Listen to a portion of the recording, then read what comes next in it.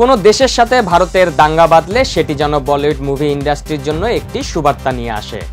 মন গড়া স্ক্রিপ্ট বানিয়ে নিজের দেশের জনগণের ইমোশনকে কাজে লাগিয়ে সেটিকে বাস্তব ঘটনা অবলম্বনে বানানো সিনেমা হিসেবে চালিয়ে দেয় তারা।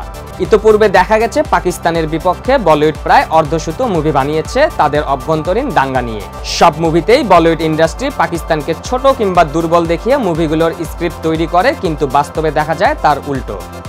এসব মুভিতে ভারতের জয় কিংবা আধিপত্য দেখানো হলেও বাস্তবে আধিপত্য বিস্তার করতে দেখা যায় পাকিস্তানকেই। সেই ধারাবাহিকতায় এবার বলিউডের সামনে সুবর্ণ সুযোগ এসেছে বাংলাদেশ ভারত দাঙ্গা নিয়ে মুভি পরিকল্পনা করার। বলিউড ইন্ডাস্ট্রি তাদের স্ক্রিপ্টগুলোর ভারতের জনগণের ইমোশন, নিজেদের আধিপত্য এবং সবশেষ জয় দিয়ে মনগড়া স্ক্রিপ্ট বানিয়ে সেটি বাস্তব ঘটনা অবলম্বনে বানানো সিনেমা হিসেবে চালিয়ে দেয়, যেখানে স্ক্রিপ্টগুলোর সাথে বাস্তবতার কোনো মিলই পাওয়া যায় না। আর এসব মুভির নায়ক হিসেবে খ্যাতি অর্জন করেছেন বলিউড সুপারস্টার অক্ষয় কুমার। অক্ষয়ের পাশাপাশি জন আব্রাহাম, বিজয় থালাপাতিও রয়েছেন এসব সিনেমার নায়কের লিস্টে। 2019 সালে ভারতীয় এবং পাকিস্তানি বিমান বাহিনী একে অপরের যুদ্ধ বিমানগুলোকে গুলি করে নামিয়েছিল।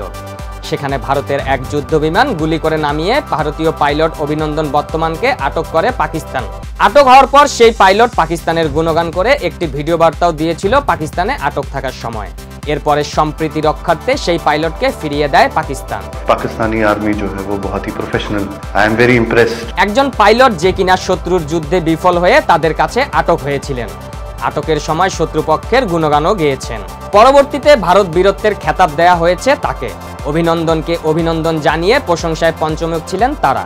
যেখানে বাস্তব চিত্র বিবেচনা করলে দেখা যায় সেই পাইলট একজন অযোগ্য পাইলট ছাড়া আর কিছুই না।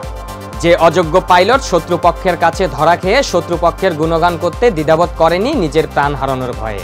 ধারণা করা হচ্ছে সেই অযোগ্য ভীতু পাইলটকে উৎসর্গ করে ঋত্বিক রোশনের ফাইটার মুভি নির্মাণ করা। এর আগে বিভিন্ন সময় বিভিন্নভাবে ভারতকে কোণঠাসার মধ্যে রেখেছিল পাকিস্তান, কিন্তু পাইলট অভিনন্দনের মতোই সেই কোণঠাসা বিষয়টি বলিউড ইন্ডাস্ট্রি এমনভাবে ঘুরিয়ে মশলা দিয়ে মুভি বানিয়েছে যা নিছক হাস্যকর ছাড়া আর কিছুই না। আর এসব মুভির নায়ক হিসাবে অক্ষয়ের অনেক নামডাকও রয়েছে ভারতে। সম্প্রতি হাসিনা সরকার দেশত্যাগের পর বাংলাদেশ বিষয় নিয়ে যে মিথ্যা বানোয়াট প্রোপাগান্ডা ছড়াচ্ছে ভারতের মিডিয়া সহ রাজনীতি অঙ্গনের অনেকেই, এতে দুই দেশের সম্পর্ক অনেকটা ভাঙনের পথে। ভারতের মোদী সরকার ও মিডিয়া আর বাংলার মলম খ্যাত উপস্থাপক ময়ূক বাংলাদেশের অভ্যন্তরীণ বিষয় নিয়ে প্রতিনিয়ত প্রোপাগান্ডা ছড়িয়েই যাচ্ছে, আর এতে উত্তাল অবস্থা বিরাজমান করছে দুই দেশের জনগণের মধ্যে। রেগে কোনো কথা বলবো না, আমি অভিমান করছি, আমি শোকাহত। ইতিপূর্বে বলিউডের দাঙ্গা থেকে মুভি বানানোর রেকর্ড পর্যবেক্ষণ করলে আশা করাই যায় সম্প্রতি বাংলাদেশ ভারত দাঙ্গা নিয়ে হয়তো পরবর্তীতে মুভি বানানো হতে পারে। ইতিমধ্যেই সোশ্যাল মিডিয়ায় বিষয়টি নিয়ে অনেকে মজার ছলে পোস্ট করছেন অক্ষয় কুমারকে নায়ক ঘোষণা করে বাংলাদেশ নিয়ে মুভি বানাবে বলিউড, আর সেখানে ময়ূকের ভূমিকায় দেখা যেতে পারে বলিউড এই সুপারস্টারকে। পারভেজ মোশাররফ, ভোরের কাগজ।